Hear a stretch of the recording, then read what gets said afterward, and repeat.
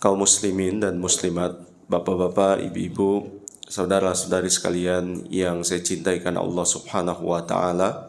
Barakallahu fikum wa a'azzakum wa waffaqakum lima yuhibbuhu wa yarda.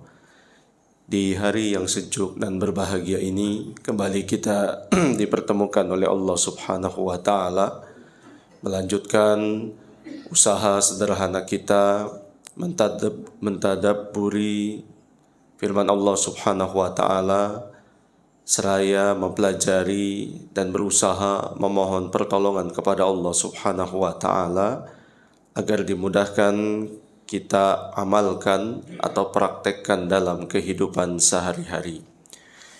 Kita lanjutkan tafsir surat An-Naba insyaallah hari ini dari ayat 21 sampai dengan 30. Monggo Ustaz yang jadi imam. Anda tadi. Mau saya grogi kalau ada yang lebih mahir dalam membaca. Ayat 21 sampai 30 Ustaz. Inna jahannama kanat mirsada.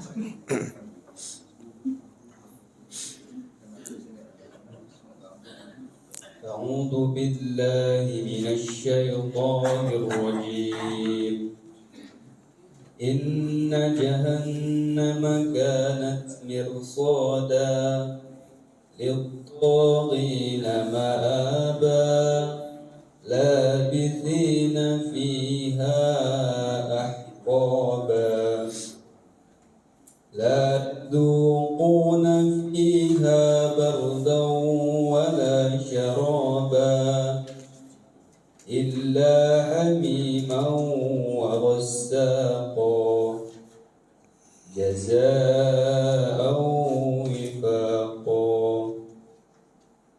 إنهم كانوا لا يرجون حسابا وكذبوا بآياتنا كذابا وكل شيء أحصيناه كتابا فذوقوا فلن نزيدكم إلا عذابا.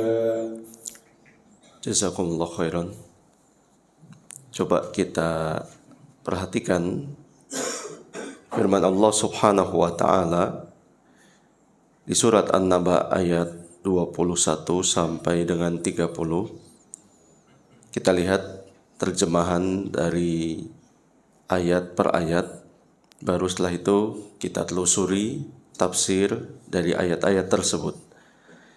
Di mana Allah tabaraka wa taala firmankan, Inna jahannama kanat mirsada. Sesungguhnya neraka Jahannam itu padanya ada tempat pengintai, tempat memantau, mengawasi. Kalau dalam satu tempat itu dikhususkan mengintai, mengawasi, misalnya musuh-musuh, pergerakan mereka agar jangan sampai membahayakan tempat yang dijadikan perlindungan tersebut. Ini pada asal kata mirsad, tempat mengintai. Lirtogi nama aba, lagi menjadi tempat kembali bagi orang-orang yang melampaui batas. Labithina fiha ahqaba, mereka tinggal di dalamnya berabad-abad lamanya. La yadhuquna fiha bardaw wala syaraba, mereka tidak merasakan kesejukan di dalamnya dan tidak pula mendapat minuman. Illa hamima wa ghassaqa, selain air yang mendidih dan nanah. Jazaan, sebagai pembalasan, wifaqa, yang setimpal, yang sebanding, yang sama. Innahum kanu la yarjuna hisaba, sesungguhnya mereka tidak berharap di sini maksudnya adalah takut kepada hisab, pertanggungjawaban di hadapan Allah.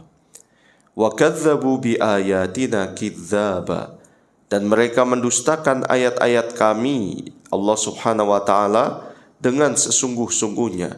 dengan kedustaan atau pendustaan yang betul-betul nyata, tanpa ada keraguan. Harusnya beriman tanpa keraguan, tapi di sini kidzaba justru berdusta atau mendustakan tanpa ada keraguan sedikit pun dengan kedustaannya itu.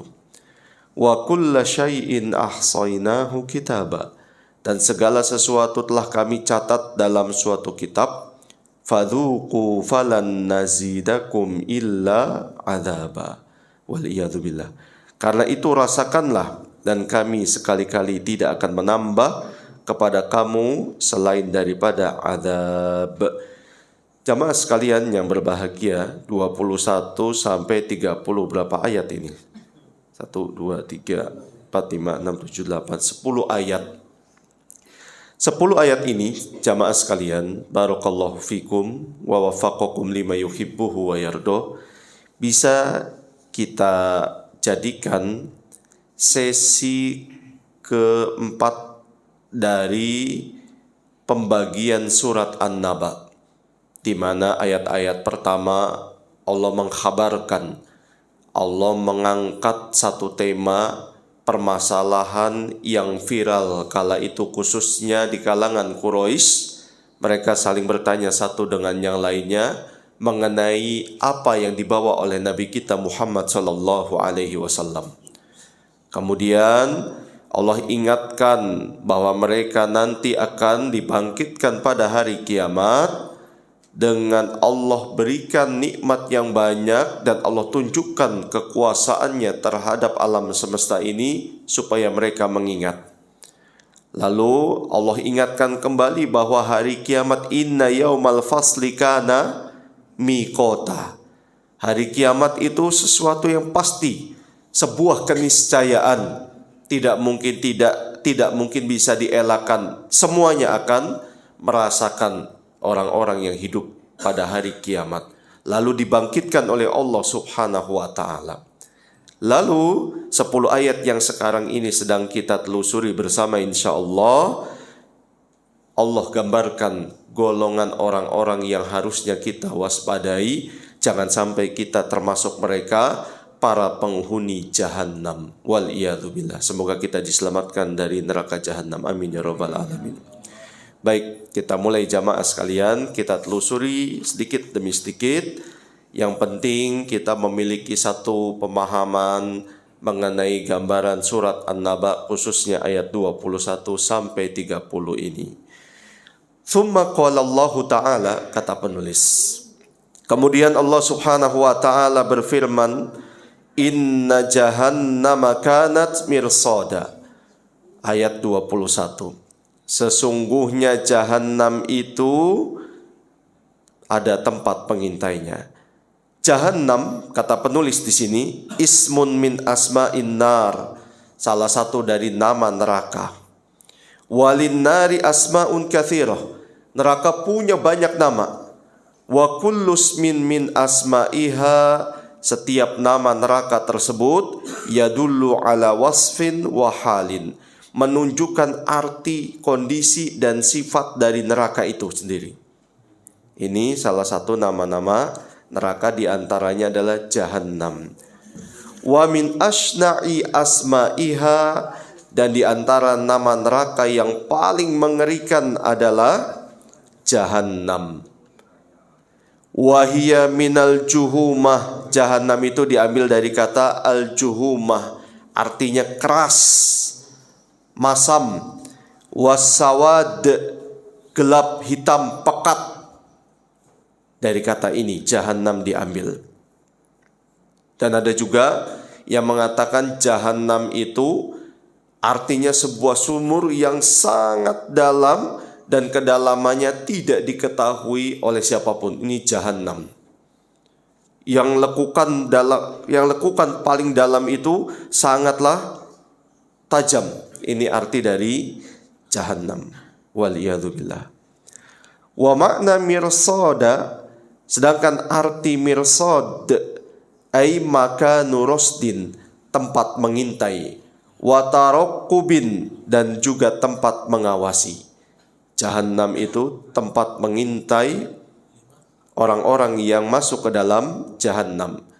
khususnya dijaga oleh malaikat. Malaikat apa penjaga neraka? Malik. Jazakumullah khairan. Wah, santum. Fahiya mutarassidatun la yujawizuha ahluha hatta yaqa'u fiha. Tempat ini selalu terjaga di mana orang yang masuk penghuninya tidak akan bisa keluar, justru dia akan terus ada di dalamnya. Waliyadzubillah. Ada yang mau nyicipi jamaah? Naudzubillah min dzalik. Wa dzalika annama min ahadin, yang demikian itu tidaklah ada seorang pun illa wa yaridu 'alan nar, kecuali pasti akan melewati neraka. Semuanya jamaah sekalian, yang muslim, yang kafir, yang mukmin, yang tidak beriman, laki-laki, perempuan, tua, muda, semuanya akan melewati punggungnya Jahannam. Dari neraka-neraka Allah, Allah pilih nanti Jahannam yang akan dilewati oleh seluruh manusia. Yaqulullahu subhanahu wa ta'ala, Allah berfirman dalam surat Maryam ayat 71, wa in minkum illa wariduha, tidak ada satupun di antara kalian kecuali pasti akan melewatinya. Kana ala rabbika hatman maqdiyya, dan itu menjadi satu ketetapan dari Tuhanmu Allah subhanahu wa ta'ala. Semuanya jamaah sekalian, termasuk kita ini yang ada di rumah Allah subhanahu wa ta'ala, semuanya akan melewati atas punggung Jahannam. Ai illa marun fauqaha, semuanya akan melewati Jahannam. Wa dzalika khina yu'marun nar, wa dzalika khina yu'marun nasu bil jawas 'ala sirat. Kapan itu terjadi? Hal itu terjadi ketika nanti manusia disuruh melewati as-sirat. Sirat adalah jembatan yang dipampangkan, diletakkan di atas punggung Jahannam. Satu tempat, ini startnya, kemudian ini finishnya. Di antara kedua ini Jahannam. Finish ini belum akhir kesudahan. Setelah finish di sini ada tempat yang namanya Qontoroh. Saya sedikit bocorkan. Berdasarkan sabda Nabi SAW, semuanya akan melewati. Semuanya. Tetapi yang bisa berhasil hanyalah orang-orang beriman. Meskipun orang beriman juga nanti dibagi lagi menjadi dua. Nanti kita coba lewati. Ada yang berhasil dengan selamat, dengan berbagai kondisi. Ada yang na'udzubillah min dzalik, semoga bukan kita, dia nyemplung dulu mampir ke dalam Jahannam. Setelah sampai di Qontoroh, bukannya urusan selesai langsung masuk surga, tidak. Di sini nanti ada kisos. Ada hutang yang harus dibalas sesama kaum muslimin itu sendiri. Orang yang nanti tidak punya hutang sedikit pun, insya Allah dia masuk surga. Tapi orang yang punya hutang di sini maknanya umum jamaah. Hutang dalam artian betul-betul hutang, karena uang mungkin yang belum dia lunasi, atau hutang karena dosa dan maksiat, kezaliman yang pernah dia lakukan kepada saudara-saudaranya.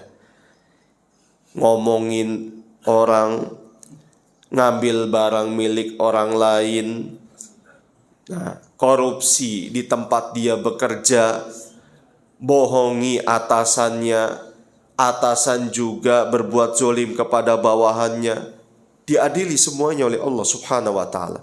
Tidak ada yang tersembunyi. Sekarang semuanya boleh sembunyi, tapi nanti di akhirat tidak ada satupun yang tersembunyi di hadapan siapa? Allah subhanahu wa ta'ala. Silakan, di dunia ini siapapun boleh merasa aman dengan segala yang dia miliki, baik kekuasaan dan juga harta yang berlimpah. Silakan. Dunia ini seakan-akan sekarang hanya milik bagi orang-orang yang memiliki kekuasaan dan juga uang yang banyak. Uang ini bisa membuat orang bicara, bisa membuat orang itu langsung gagu dan bisu seketika. Betul nggak jamaah? Dengan kata-kata yang singkat, uang itu bisa bicara. Ada fulus jadi mulus. Kan seperti itu umumnya. Ini cobaan, fitnah di akhir zaman ini. Sampai kata Imam Syafi'i rahimahullahu ta'ala, wa antaqatid darahimu ba'da somtin unasan tolama kulluha sukuta. Dirham, uang perak, ini kan bahasanya Imam Syafi'i, orang Arab. Kalau misalnya kita sesuaikan dengan bahasa kita, wa antaqat rubiyatun, rupiah bisa membuat orang yang dulunya sepanjang tahun diem, tiba-tiba mereka bisa bicara. Kemudian kata Imam Syafi'i, fama atafu ala ahadin bifadlin wa ma'arofu limakrumatin thubuta. Dirham-dirham tadi itu enggak lagi mengenal siapa orang yang mulia, siapa orang yang berakhlak baik. Semuanya dibungkam dengan harta, dengan uang. Kadzakal malu, itulah harta kata Imam Syafi'i. Kadzakal malu, itulah harta. Yuntiqu kulla ayyin, dia mampu membuat orang bisu itu bicara. Wa yatruku kulla dhi hasabin sukuta. Sebaliknya, bisa membuat orang mulia, bisa membuat orang yang berilmu, bisa membuat orang yang layak harusnya menyampaikan kebenaran, itu diam 1000 bahasa. Kita hidup di tengah zaman yang penuh dengan lika-liku kehidupan. Kalau kita tidak waspada jamaah sekalian, sudah kita akan terjerumus dalam dosa dan kemaksiatan. Akhirnya ancamannya adalah jahannam. Ingat, inna jahannama kanat mirsoda. Lebih baik sekarang ini jamaah sekalian, kita koreksi dulu diri kita sebelum kita koreksi orang lain. Dengan artian kita sama-sama amar ma'ruf nahi munkar harus kita angkat dalam permukaan. Sebab kalau tidak diangkat dalam permukaan, tidak mungkin ada orang yang mengetahui ini kesalahan, ini kebenaran. Orang yang salah juga tidak akan pernah sadar. Kesalahan pun akan terus lestari kalau seandainya tidak ada amar ma'ruf nahi munkar. Tapi yang paling dulu kita lakukan, kita sibukkan dengan diri kita. Jangan sibuk sama kejelekan orang lain, padahal kita lebih jelek daripada kejelekan orang lain. Ini kan kerap kali kita lakukan. Topik-topik pembicaraan yang kita angkat dalam diskusi kita selalu saja orang lain. 10 jam seakan-akan baru 1 menit jamaah sekalian. Itu baru ngomongin orang satu. Apalagi kalau seandainya kita buat list nomor 1 ini, nomor 2 ini bisa menjadi daurah nanti. Pesantren kilat bisa seminggu. Na'udzubillah min dzalik. Ini kenyataan hidup kita. Kita lebih sibuk ngomongin orang daripada sibuk ngurusin diri kita sendiri. Kata Imam Syafi'i rahimahullahu ta'ala, wal mar'u in kana aqilan wari'an. Seandainya orang itu berakal dan juga waro itu berhati-hati, seandainya dia seperti itu jamaah sekalian, yashgoluhu an uyubin nasi waru'u, dia pasti akan lebih tersibukkan dengan dirinya sendiri daripada aib-aib manusia, orang lain. Kalau dia berakal dan juga bertakwa, berhati-hati dalam hidup ini. Semoga kita termasuk orang-orang yang seperti itu. Berhati-hati, nggak menyibukkan diri untuk orang lain. Kal alilis sakimi yashgoluhu waja'uhu an waja'in nasi kullihim. Seperti orang yang lagi sakit, meriang nih jamaah, dia itu sibuk dengan sakitnya, mikirin dirinya yang sedang sakit daripada dia mikirin si fulan kok sakit. Betul nggak jamaah? Kalau kita sakit meriang itu boro-boro ngurusin orang lain, ngurusin diri sendiri aja sudah kerepotan, keteteran. Nah, digituin sama Imam Syafi'i. Dikiaskan dan disamakan dengan orang sakit. Coba deh, kamu seperti orang yang lagi sakit, merana hidupnya ini karena sakit, meriang, menggigil, belum juga kunjung sembuh. Kamu sempat gak mikirin orang lain yang lagi sakit juga? Gak akan sempat. Seperti itu. Kita sibukkan diri kita dengan aib-aib kita, sambil kemudian kita amar ma'ruf nahi munkar. Kita lanjut. Inna jahannama kanat mirsoda. wa huwa min as'abi mawaqifi yaumal qiyamah. Wa huwa min as'abi mawaqifa yaumal qiyamah. Dan sirat ini termasuk tempat yang paling sulit dilewati pada hari kiamat. Hatta qala sallallahu alaihi wasallam, sampai-sampai Nabi kita Muhammad sallallahu alaihi wasallam bersabda, wala yatakallamu yauma idzin ahadun illa rusulu. Pada hari itu hanya para rasul saja yang berbicara. Gak ada satupun selain para rasul yang berbicara. Wa kalamu rusuli, kata Nabi Muhammad sallallahu alaihi wasallam, ucapan para rasul pada saat itu adalah Allahumma sallim sallim. Ya Allah, selamatkanlah, selamatkanlah. Semua para rasul, para nabi, mereka berdoa kepada Allah agar umatnya masing-masing dimintakan agar selamat dan diselamatkan oleh Allah Subhanahu wa taala. Termasuk Nabi kita Muhammad sallallahu alaihi wasallam. Salah satu usaha kita supaya nanti diizinkan oleh Allah Subhanahu wa taala Nabi kita Muhammad sallallahu alaihi wasallam untuk memberikan syafaat kepada kita, salah satunya dengan doa beliau salim salim. Lalu karena doa beliau Allah kabulkan, akhirnya kita dibebaskan dan dimudahkan melewati sirat, adalah selama di dunia kita junjung tinggi kemuliaan, kehormatan sunnah Nabi kita Muhammad sallallahu alaihi wasallam. Bukan hanya sekadar kita ucapkan saya cinta kepada Nabi, saya cinta Rasul. Cinta butuh pembuktian. Bukan hanya sekadar ucapan, jamaah sekalian. Kata Imam Syafi'i rahimahullahu ta'ala, in kana hubbuka shadiqan la ata'tahu, innal muhibba liman yuhibbu muti. Jika cintamu itu jujur, tulus, kamu pasti akan mentaati orang itu. Jangankan tenaga, waktu, harta, kalau perlu nyawa akan diberikan bagi orang yang dia cintai. Begitu kata Imam Syafi'i rahimahullahu ta'ala. Yang paling menyakitkan jamaah sekalian, dan sakitnya tuh di sini, nanti pada hari kiamat, yang dulu kita di dunia merasa cinta, lalu kita berharap di akhirat cinta kita berbalas atau dibalas oleh Nabi SAW, ternyata tidak, karena kita hanya mengatakan saya cinta Rasul, tapi sunnah-sunnahnya beliau, sunnah ini maksudnya petunjuknya Nabi di dunia tak pernah kita jalani. Nanti yang paling menyakitkan, cinta kita ditolak oleh Nabi SAW. Kata Imam Syafi'i rahimahullahu ta'ala, wa minal baliyati an tuhibba fala yuhibbuka man tuhibbuhu. Yang paling menyakitkan adalah kamu mencintai orang itu dan kamu mengklaim dirimu itu cinta kepada orang itu, ternyata orang itu gak mau mengakui cintamu. Waliyadzubillah. Sedih jamaah sekalian, sedih sekali. Maka dari itu mari, mumpung nyawa masih dalam jasad dan kita masih sehat walafiat, hayat masih di kandung badan, kita hidupkan sunnah-sunnah Nabi SAW. Yang kecil-kecil dulu jamaah sekalian, tidak perlu yang besar-besar. Contoh, terlepas dari masalah hukumnya apa atau tidak, yang penting junjungan Nabi kita Muhammad SAW betul-betul memperhatikan ini. Minum dengan tangan kiri apa tangan kanan? Kanan. Saya izin minum jamaah sekalian.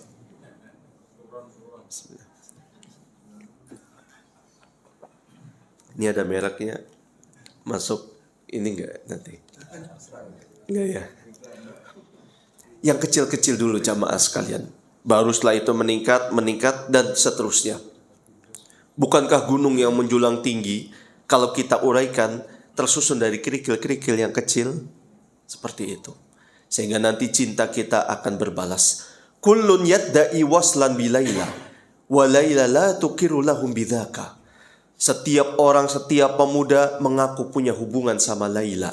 Yang satu katanya calon suaminya Laila, yang satu lagi sudah melamar Laila, yang satu lagi sahabat lama dan akan mencoba untuk menjadikan Laila pendamping hidupnya. Dari semua pengakuan pemuda ini, apakah itu menjadi tolak ukur kebenaran?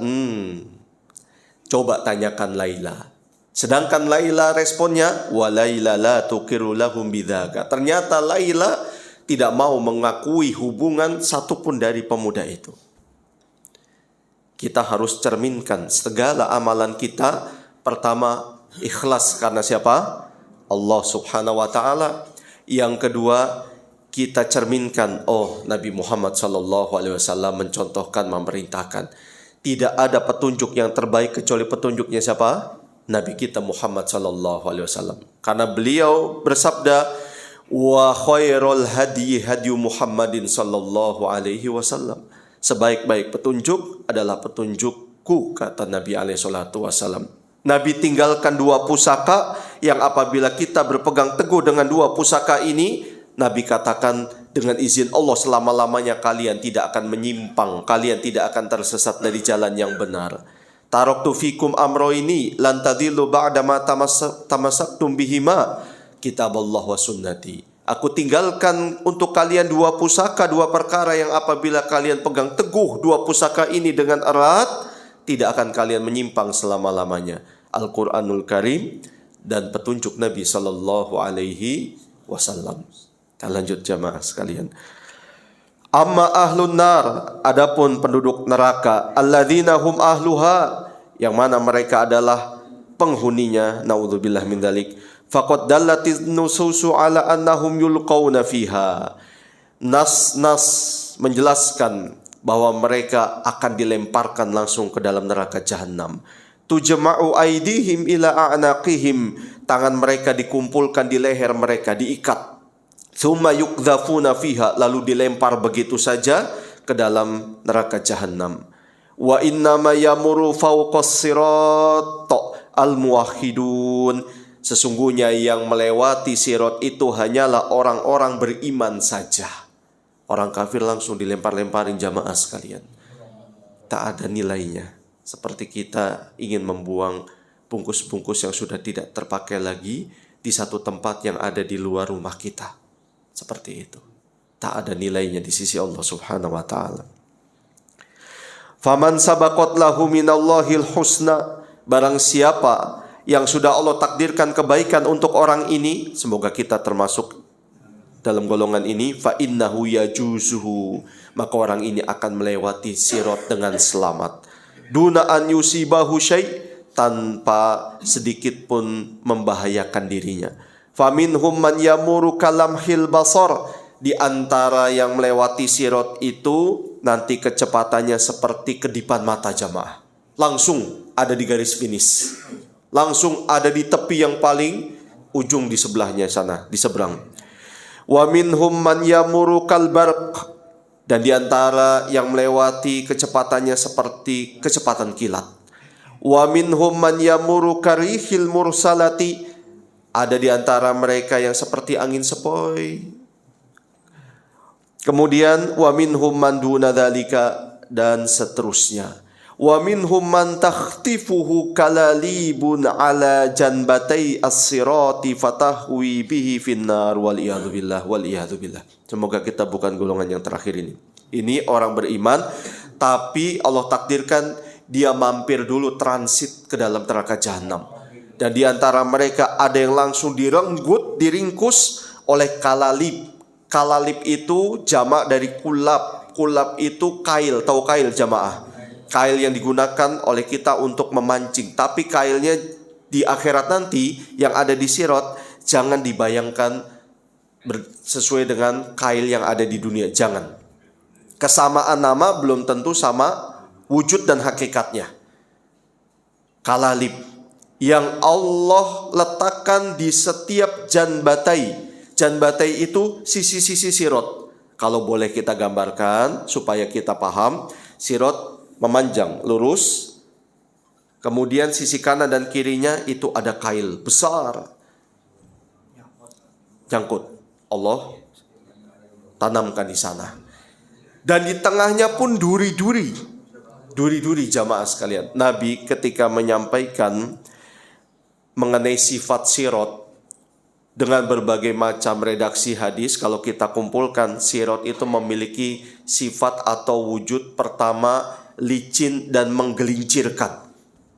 Di samping sirat itu halus, lebih halus daripada rambut dan tajam lebih daripada tajamnya pisau. Coba bayangkan, halus, tajam, licin, menggelincirkan. Kemudian ditebarkan duri-duri yang besar-besar, hanya Allah subhanahu wa ta'ala yang mengetahuinya. Kata Nabi seperti pohon as-sa'dan yang ada di negeri Hijaz, negeri Saudi sana. Lihat aja nanti di Google. Pohon sa'dan itu pohon yang semuanya itu tertutup oleh duri-duri. Seperti itu sirat jamaah sekalian. Itu. Dan yang terakhir, dari orang beriman ini nanti ternyata ada yang langsung diringkus, di apa bahasa kita tuh, ditancelep sama kulap atau kail, langsung dimasukkan ke dalam neraka jahanam. Ada di antara mereka yang selamat tapi badan ini sudah koyak-koyak, kena kail itu sampai tulang-tulang kelihatan, tapi dia selamat. Itu pun selamat belum tentu kemudian alhamdulillah langsung masuk surga. Seperti yang tadi saya sampaikan, barangkali dia ternyata masih punya hutang, baik hutang uang atau hutang kezoliman, belum tentu. Ada orang yang baru mau masuk surga itu ditahan sama orang lain. Ya Allah, jangan biarkan dia masuk surga, dia pernah menzolimi saya. Dan Nabi mengatakan wa huwa a'lam, dan Allah lebih tahu. Allah tahu. Kenapa Allah biarkan sengaja untuk mempermalukan orang ini di hadapan yang lain? Dia ditahan, baru mau masuk surga, nggak jadi. Ternyata kezolimannya itu lebih besar. Dia punya pahala. Kemudian orang ini berbuat zolim kepada orang banyak. Yang satu minta ditagih, akhirnya ditransfer pahalanya. Terus dia transfer. Ini masih ada, pahala dia sudah habis. Akhirnya dosa yang sisa orang dizolimi ini belum lunas, ditimpakan kepada dia. Surga mau nggak nerima orang yang berdosa? Nggak mau, akhirnya dilemparkan ke jahanam. Seperti itu jamaah sekalian. Dan ini kata Nabi SAW, al-muflis min ummati, orang yang bangkrut di kalangan umatnya Nabi Muhammad SAW. Semoga kita bukan termasuk orang yang bangkrut. Amin ya rabbal alamin. Kita lanjut jamaah sekalian. Saya jadi ingat, jangan-jangan istilah jembatan itu berasal dari bahasa Arab. Karena memang bahasa kita banyak sekali serapan dari bahasa asing, betul nggak? Di antaranya kan bahasa Arab, seperti musyawarah, dari kata musyawarah, syuro. Rakyat itu dari kata ro'iyah, irian itu dari kata uryan, tanpa baju kan, seperti itu kan keadaannya. Jembatan dari kata janbatan, dua sisi, seperti itu. Allahu a'lam bishawab. Dada, tahu dada jamaah? Itu dari kata da'da itu artinya selamat tinggal kan gitu. Da'da. Nah, kemudian kita singkat jadi dada pakai ain, da. Nggak tahu saya cocokologi apa enggak ini, tapi nyambung aja ya. Insyaallah. An Hudzaifah radhiyallahu anhu qol, dari Hudzaifah semoga Allah meridhoi beliau, dia berkata, qala Rasulullah sallallahu alaihi wasallam, Rasulullah sallallahu alaihi wasallam bersabda, yamuru awwalukum kalbarki, nanti orang yang pertama melewati sirat kecepatannya itu seperti kilat. Lalu kata Hudzaifah, bi abi anta wa ummi, demi bapak dan ibuku sebagai tebusannya untukmu hai Rasulullah. Ayu syai'in kamaril barqi, apa yang mirip, dalam hal apa orang nanti melewati sirat itu seperti kilat? Jadi Hudzaifah bertanya, kok disamakan dengan kilat? Itu maksudnya bagaimana wahai Nabi? Alam tarau ilal barqi kaifa yamuru wa yarji'u fi tarfati ain, tidakkah kalian pernah lihat kilat itu ketika memperlihatkan cahayanya sebegitu cepat? Jadi yang disamakan oleh Nabi kecepatan kilat. Nah, seperti itulah cepatnya orang nanti pertama yang melewati sirat. Tsumma kamaririh, kemudian yang berikutnya kecepatannya seperti angin. Tsumma kamarit toir, orang berikutnya kecepatannya seperti terbangnya burung. Wasyaddir rijali tajri bihim a'maluhum, dan masing-masing nanti sesuai dengan amalannya. Wa nabiyyukum qa'imun 'ala sirati yaqul, dan nabi kalian, siapa yang dimaksud ini? Nabi Muhammad sallallahu alaihi wasallam akan berdiri nanti di salah satu sirat yaqul, selaya berdoa Rabbi salim salim. Tuh cintanya Nabi kepada kita jamaah sekalian. Beliau terus mendampingi kita sampai sirat. Bukan hanya di mahsyar, bukan hanya di telaga, tapi sampai sirat Nabi dampingi. Beliau mengatakan, ya Rabbi salim salim, ya Allah selamatkan umatku, selamatkan umat. Tapi kita kadang-kadang sebagai umatnya gak tahu diri jamaah sekalian. Minimal sallallahu alaihi wasallam. Ini minimal jamaah sekalian. Orang yang pelit adalah orang yang disebut namaku di sisinya walam yusolli alayya, namun dia tidak mau bersolawat untukku sallallahu alaihi wasallam. Tidak harus menunggu. Misalnya saya mengatakan begini, Nabi Muhammad sallallahu alaihi wasallam bersabda, baru jamaah sallallahu alaihi wasallam. Tidak harus. Ketika ada orang yang mau mengatakan Nabi Muhammad saja, itu sudah langsung nggak apa-apa sallallahu alaihi wasallam. Karena di hadis itu kan disebut nama Nabi. Berarti kalau namanya Nabi saja sudah diucapkan atau mau diucap, kita tahu yang akan disebut nama Nabi Muhammad sallallahu alaihi wasallam. Wa qauluhu ta'ala, firman Allah yang berikutnya surat An-Naba ayat 22, littagina ma'aba at-tughyan huwa mujawazatul hadd. Tughyan togin dari kata tughyan, kita mengartikan melampaui batas. Mujawazatul had, melampaui batas. Kalau seandainya ada pelari misalnya, dia mulai dari garis start, kemudian tangannya sudah melewati garis start yang harusnya di dalam atau jangan sampai melewati. Nah, pelari ini, atlet ini dikatakan mujawazatul had, melewati batas. Dan disebut dengan togin, orang yang melewati batas. Ini menurut bahasa. Sedangkan menurut istilah agama kita, tughyan semua hal yang dilakukan oleh manusia secara melampaui batas, itu namanya tughyan. Togut, pernah dengar kata-kata togut? Togut, semua yang diperlakukan manusia secara melampaui batas, baik disembah, dipatuhi, dan diikuti, itu namanya tughyan. Pelakunya togin, satu. Kalau banyak, togut, gitu jamaah sekalian. Fa idza tajawazal abdu haddahu kana haqiqan bil adzab. Apabila seorang hamba melampaui batas, dia layak mendapatkan azab. Illa an yatajawazallahu ta'ala anhu, kecuali Allah mengampuni dirinya. Wallahu yumkin an yatajawaza an kulli syai'in illa an dzanbin wahidin. Allah akan ampuni seluruh dosa kecuali satu dosa. Ada yang bisa jawab? Jazakumullah khairan, aksantum. Wa huwa syirku.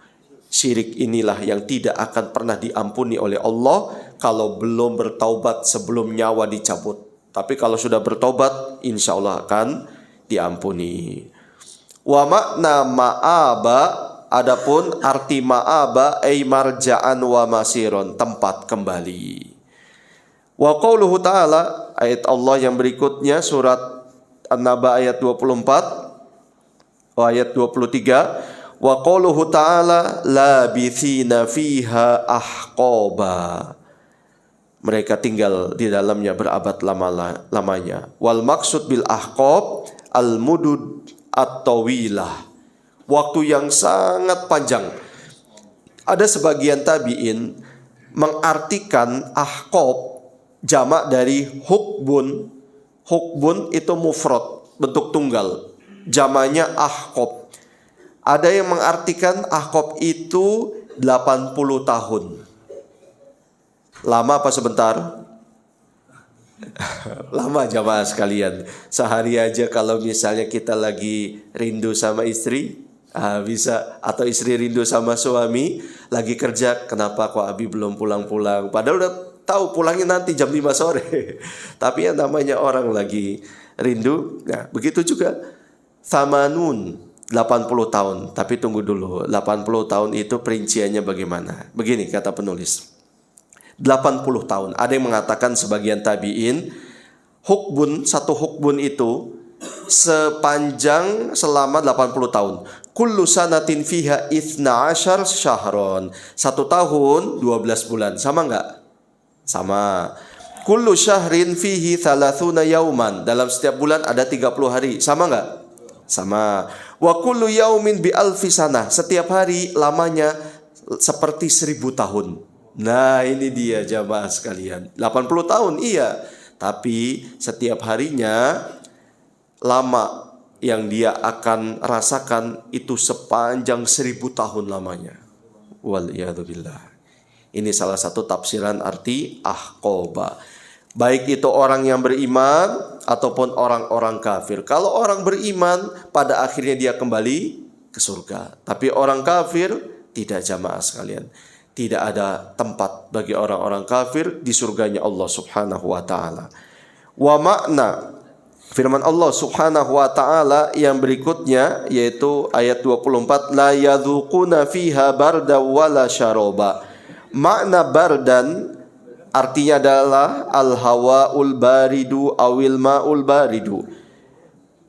Suhu yang sejuk, udara yang sejuk atau air yang sejuk dan dingin. Ini arti barda. Ini arti barda, jamaah sekalian. Ada yang mengatakan barda itu artinya adalah an-naum. Karena orang Arab kadang-kadang menyebut bardun itu untuk mengartikan tidur. Jadi tidak ada pertentangan. Yang jelas, orang-orang yang masuk ke dalam jahanam, mereka tidak akan merasakan nyaman. Jangankan tidur, lawang dia hidup aja kepanasan, tidak mendapatkan air yang sejuk, apalagi bisa tidur. Dia akan terus mendapatkan jilatan api yang ada di dalam jahannam. Waliyadzubillah. Ayat yang berikutnya, illa hamima wa ghassaqa.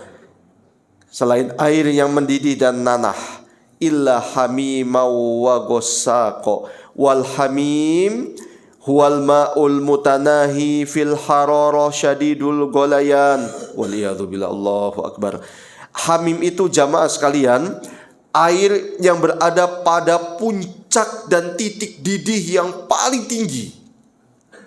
Dan panasnya sesuatu di akhirat berbeda dengan panasnya sesuatu di dunia. Entah itu api atau air yang mendidih.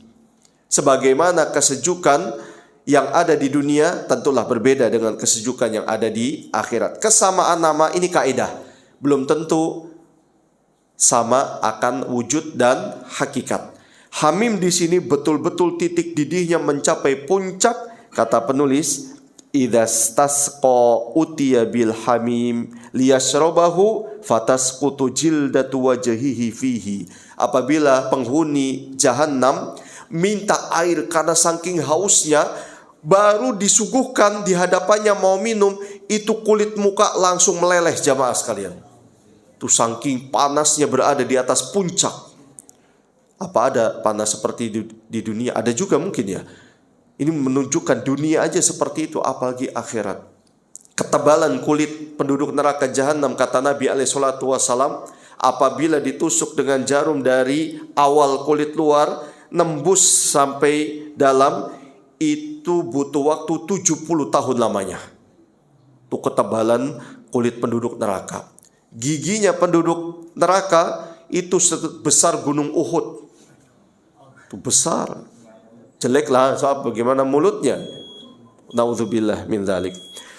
Wa ammal ghasaq, adapun ghasaq itu kata penulis di sini semua yang keluar dari tubuh manusia, nanah, darah, kotoran dan lain sebagainya, dan itu nanti menjadi makanan dan minuman penduduk jahanam. Waliyadzubillah. Qala ta'ala, ayat berikutnya 26, jazaa'u wifaqa, ay anna hadha alladhi naluhu innama huwa bisababi kufrihim billahi azza wa jalla. Semua yang didapatkan mereka penduduk jahanam lantaran karena kufur kepada Allah Subhanahu wa taala, tidak mau beriman kepada Allah Subhanahu wa taala. Wifaqo ala ma qaddamu min salifi a'malihi musayyi'ah, sesuai dengan amalan-amalan mereka. Wal jazaa'u min jinsil amal, balasan sesuai dengan perbuatan. Faqala subhanahu, kemudian pada ayat selanjutnya 27, innahum kanu la yarjuna hisaba, ay kanu fid dunya la yakhafuna yaumal qiyamah wal ba'tha. Mereka di dunia tidak takut nanti ancaman yang akan terjadi pada hari kiamat dan di akhirat. Ini kondisi orang-orang yang masuk ke dalam Jahannam. Qala ta'ala, ayat yang ke-28, wa kadzabu bi ayatina kidzaba, ay inna ayatina qad ja'athum taluhu kasyamsi. Ayat-ayat kami dulu datang kepada mereka begitu nampak sebagaimana cahaya sinar matahari. Zahiratan mubahiratan, bersinar tanpa ada pekat hitam. Lakinnahum kadzabu biha, tetapi mereka semua mendustakan. Fala udzra lahum, sekarang ini enggak ada lagi alasan buat mereka. Qala ta'ala, kemudian ayat selanjutnya 29, wa kulla syai'in ahsaynahu kitaba falam yakhruj anhu syai'un abada. Tidak ada sedikit pun yang sudah tertulis di Lauhul Mahfuz. Kitab di sini maksudnya Al-Lauhul Mahfuz, kitab induk besar yang memuat seluruh takdir alam semesta ini termasuk manusia. Tidak ada yang keluar dari takdir yang telah Allah tentukan di Lauhul Mahfuz 50.000 tahun sebelum Allah ciptakan langit, bumi dan alam semesta ini. Tidak ada yang keluar sedikit pun jamaah sekalian, tidak ada yang keluar. Fa kullu syai'in ahsahu Allahu azza wa jal, dan segala sesuatu sudah didata dan dirinci oleh Allah Subhanahu wa taala yang tidak mungkin akan keluar dari takdir Allah Subhanahu wa taala. Kemudian qala ta'ala yang terakhir ayat 30, fadzuqu falan nazidakum illa adzaba. Yuqal inna hadhil ayata hiya ashaddu ayatin ala ahli nar. Ada yang mengatakan ayat ini 30 surat An-Naba termasuk ayat yang paling mengerikan bagi penduduk neraka karena adanya penghinaan untuk mereka. Fadzuqu falan nazidakum illa adzaba. Rasakan dan kami sekali-kali tidak akan menambah kepada kamu selain azab. Penduduk neraka kan kepanasan. Mereka minta kepada malaikat penjaga neraka, Malik, untuk minta kepada Allah Subhanahu wa taala minimal diringankan, tapi jawabannya fadzuqu falan nazidakum illa adzaba. Nabi alaihi salatu wasallam memberikan satu gambaran bagaimana siksaan penduduk neraka dengan berbagai macam siksaan ketika semuanya hancur. Salah satunya saat mereka diberikan minum dari hamim dan gosak, lalu diberikan buah dari az-zakum yang berduri dari tembaga, hancur semua isi perut dan tubuh mereka, lalu dikembalikan lagi oleh Allah Subhanahu wa taala seperti semula. Rasa sakit yang kedua lebih sakit dari yang sebelumnya. Hancur lagi, dibentuk lagi yang ketiga, rasa sakit ketiga lebih sakit dari yang kedua, dan seterusnya seperti itu jamaah sekalian. Mungkin kalau menggunakan akal nggak masuk akal. Rasa sakit lebih sakit dari yang sebelumnya. Mungkin di dunia kita masih bisa. Ada satu batas rasa sakit akan selesai. Tapi di akhirat, tapi kan semuanya nggak mungkin kita cerna dengan akal. Betul nggak jamaah? Semua hanya bisa kita terima melalui iman. Rasa sakit terus, apalagi bayangkan orang yang akan kekal dan abadi. Rasa sakitnya terus bertambah, terus tidak akan pernah berhenti jamaah sekalian. Inilah dia dunia, menjadi ujian dan cobaan. Mari kita bersemangat untuk menanam bibit-bibit yang baik, benih-benih yang mulia, sehingga nanti kita bisa memetik hasil menuai panen dengan sesuatu yang membahagiakan di dunia, lebih-lebih di akhirat, sebagai tiket kita menuju surganya Allah Subhanahu wa taala. Amin ya rabbal alamin. Kita cukupkan tafsir surat An-Naba ayat 21 sampai 30. Kalau ada tambahan saya persilahkan.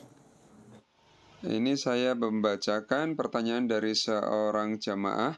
Kita di akhirat nanti, kita melalui jembatan Sirat dulu atau hisab dulu. Kemudian pertanyaan yang kedua, dulu kita sering meninggalkan sholat tapi sudah nggak terhitung ini berapa jumlahnya. Apakah ini kita harus mengganti, mengkodok gitu Ustadz? Ini mohon penjelasannya, syukron.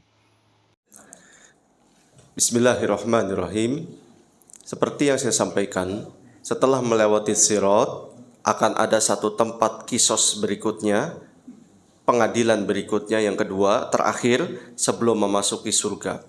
Berarti sependek sepengetahuan saya, Allahu a'lam bishawab, jika memang ada satu kebenaran, kita hendaknya bisa menerima kebenaran itu. Yang saya ketahui, hisab lebih dahulu sebelum sirat. Jadi hisab ini secara umum kepada semuanya, sesama muslim ataupun dan lain sebagainya, bahkan hewan pun itu masih di mahsyarah. Di sanalah nanti ada hisab. Setelah terjadi eliminasi yang mungkin sudah golongan kiri dihisab layak masuk neraka, ya mereka masuk neraka.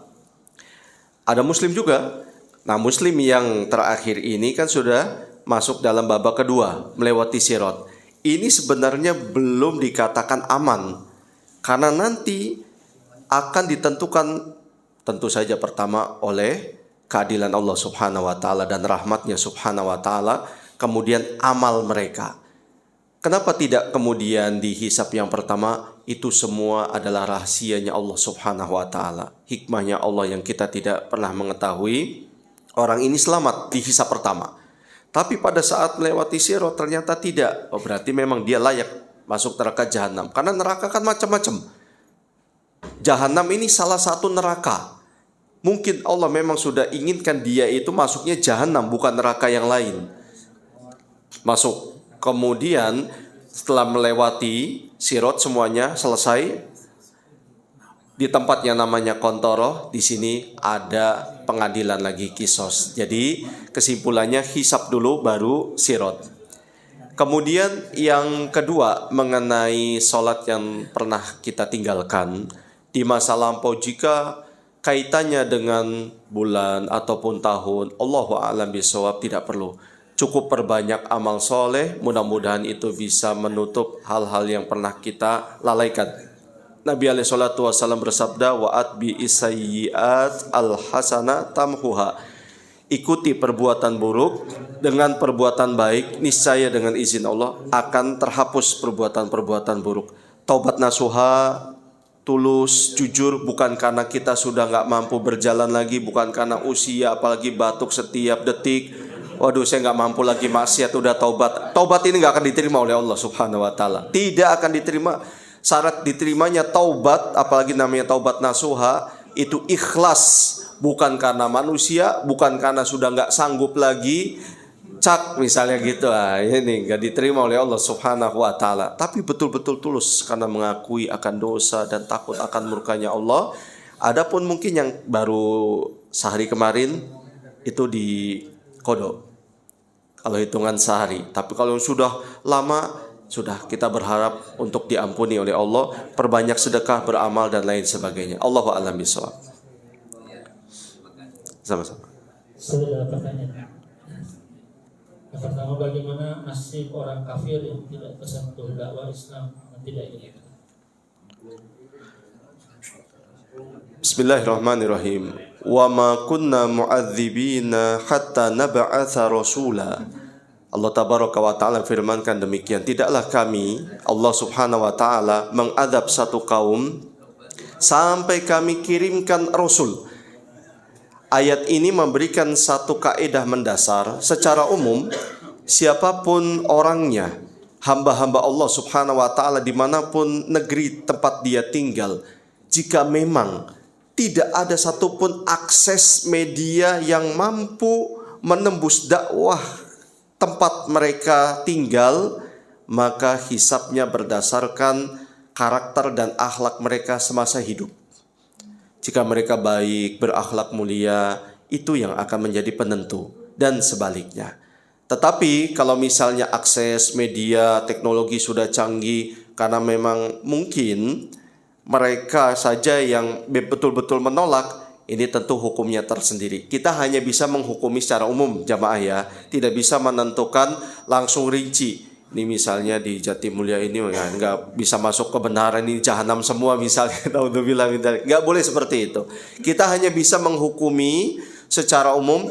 jikalau ada tempat yang tak mampu dijamah oleh dakwah karena memang akses teknologi apapun memang belum bisa masuk sana, entahlah faktor apapun, karena Allah yang Maha Tahu, maka mereka dihukumi sesuai dengan akhlaknya masing-masing. Sedangkan sebaliknya, tempat yang mudah diakses, ini nanti kan tinggal masing-masing juga. Jika mereka tetap menolak kebenaran dengan berbagai macam argumentasi, hujah, dalil, bukti, dan mereka menolak, berarti kan hukumnya siap-siap di hadapan Allah Subhanahu wa Ta'ala. Seperti itu secara umum.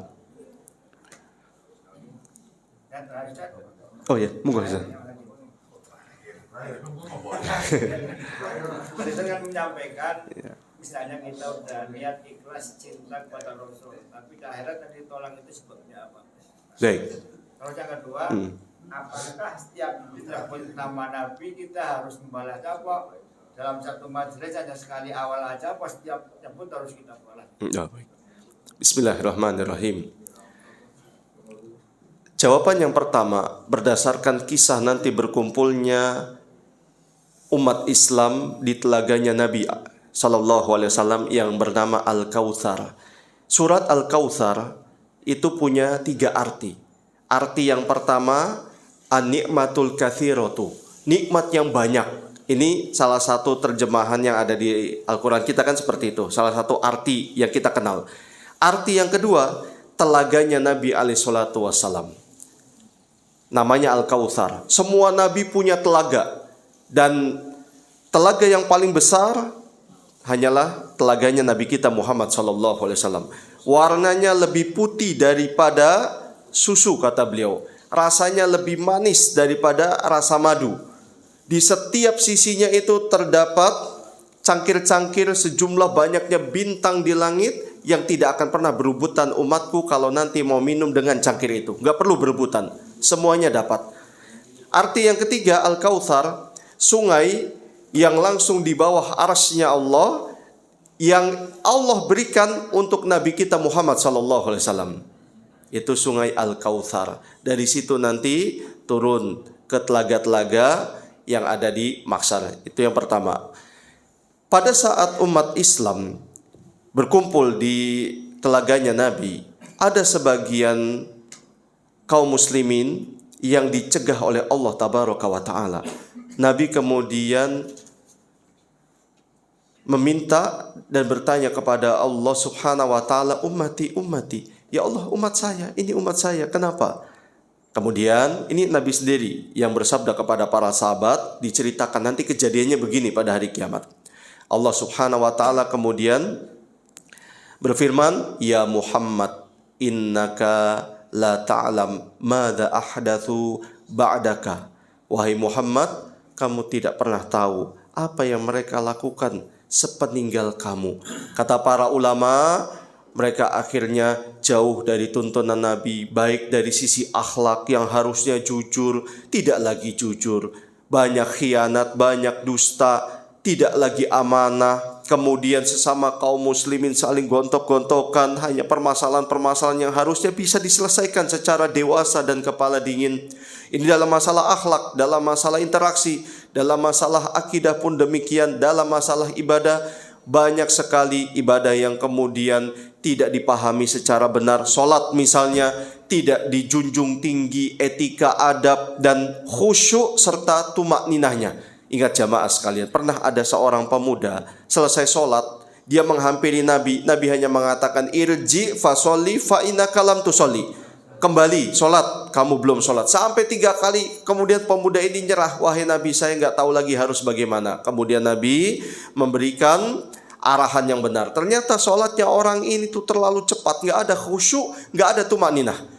Ada yang lebih mengerikan jamaah sekalian. Nabi SAW bersabda, inna rajula la yusolli sittina sanatan. Nanti akan ada umatku sholat 60 tahun lamanya, wa matuqbalu lahu sholatun. Tapi satu pun sholat tidak diterima oleh Allah Subhanahu wa Ta'ala. Alasannya, Nabi bersabda pada sabda berikutnya, la'allahu yutimmu ruku wa la yutimmu sujud. Barangkali dia menyempurnakan ruku tapi sujudnya tidak. Wa yutimmu sujud wa la yutimmu ruku. Sebaliknya, dia sempurnakan sujudnya, rukunya tidak. Artinya apa? Kata para ulama, orang ini sholatnya super kilat cepat, lebih cepat daripada kereta. Kereta itu. Allahu Akbar, Allahu Akbar. Naudzubillah. Coba bayangkan jamaah sekalian, kalau seandainya Nabi kita hidup, seandainya melihat umatnya yang demikian, apa coba bayangkan? Pemuda ini saja enggak direspon, cuma mengatakan irji fasoli fa innaka lam tusolli. Jadi di antara yang menyebabkan mereka ditolak oleh Allah, disuruh jauh, adalah seperti itu. Banyak kemungkaran sepeninggal Nabi SAW yang dilakukan oleh umat Islam. Setelah Nabi mengetahui alasannya dari Allah, apa kemudian respon Nabi? Suhkon, menjauhlah kamu dari saya. Menjauh. Coba bayangkan, diusir oleh Nabi SAW. Padahal di dunia saya cinta Rasul, saya cinta Nabi. Tapi karena nggak sesuai dengan perjalanan hidup Nabi SAW. Hanya sebuah pengakuan semata, jamaah sekalian. Pengakuan di hadapan Allah tidak berarti apa-apa. Nabi langsung mengatakan, wahai Fatimah, anaknya beliau langsung lahir dari rahim istri tercinta, istri pertamanya Khadijah binti Khuwailid radhiyallahu taala anha, mengatakan, sali minni fa inni lam ugni anki syai'a. Kamu mintalah apapun dariku. Minta silakan sekarang, karena sesungguhnya aku ini tidaklah bermanfaat untukmu nanti di akhirat di hadapan Allah Subhanahu. Tuh, bayangkan jamaah, putrinya langsung lahir dari rahim istrinya sendiri. Apalagi kita yang bukan siapa-siapa, hanya mengaku cinta Nabi, cinta Rasul, tapi kenyataannya justru banyak kita terobos dari segala macam hidayah Allah Subhanahu wa taala. Gitu Ustaz. Itu aja ya, cuma satu ya. Kedua apa itu? Lupa. Oh iya. Setiap disebut nama Nabi Muhammad SAW, karena sabda beliau kan bentuknya umum. Al-bakhil min ummati man dzukirasmi indahu falam yusolli alayya. Orang yang pelit dari umatku adalah orang yang apabila namaku disebut, dia tidak berselawat. Ini kalau hubungannya ada orang yang menyebut nama Nabi, kita berselawat. Tapi kalau kita mau selawat bukan karena ada orang yang menyebut nama Nabi, itu silakan setiap detik boleh. Ada namanya Muhammad misalnya. Tidak perlu, langsung boleh sallallahu alaihi wasallam. Namanya pun nggak masalah. Misalnya Rasulullah sallallahu alaihi wasallam. Tapi umumnya Allahu alam, saya nggak tahu kalau masalah ini. Yang saya hanya tahu hanya bentuk salawat saja. Allahu alam, kalau kita menyebut namanya saya tidak tahu. Cukup sallallahu alaihi wasallam. Ini bentuk salawat yang paling singkat. Misalnya di hari Jumat kan disunahkan kita bersalawat. Yang paling singkat kata Imam Nawawi diantaranya adalah sallallahu alaihi wasallam. Kemudian Allahumma sholli wa sallim alaihi, atau Allahumma sholli alaihi, atau Allahumma sallim alaihi, atau alaihi salatu wassalam. Ada 5, apal nggak jamaah? Minimal sallallahu alaihi wasallam, sallallahu alaihi wasallam, sallallahu alaihi wasallam. Terus tanpa kita batasi. Capek nih, ya, namanya manusia kan capek. Ya udah diam dulu. Ganti misalnya la ilaha illallah, la ilaha illallah, la ilaha illallah. Mau balik lagi sallallahu alaihi wasallam, sallallahu alaihi wasallam, seperti itu. Allahu a'lam bishawab. Begitu Ustaz. Cukup. Baik, kesimpulannya jamaah sekalian, faidah dari ayat 21 sampai dengan 30 surat An-Naba ini adalah adanya penetapan neraka jahanam dan juga jenis-jenis azab yang terdapat di dalam neraka, baik itu azab akan dirasakan oleh badan maupun azab itu dirasakan oleh batin, berupa rasa takut, rasa cemas, tidak nyaman. Jadi itulah kesempurnaan azab di dalam neraka jahanam. Itu sempurnanya, bukan hanya fisik, tapi juga diazab, disiksa batin kita.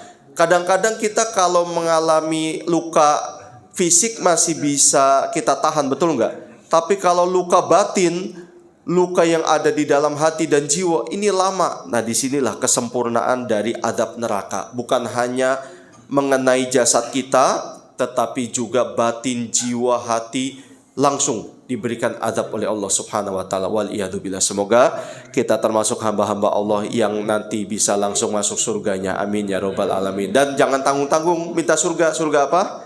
Firdaus, karena surga yang paling tinggi. Sampai di sini dulu jumpa dan temu kita. Wassallallahu wasallam ala nabiyina Muhammad wa ala alihi wa sahbihi ajma'in. Subhanakallahumma bihamdika asyhadu an la ilaha illa anta astaghfiruka wa atubu ilaik. Assalamualaikum warahmatullahi wabarakatuh.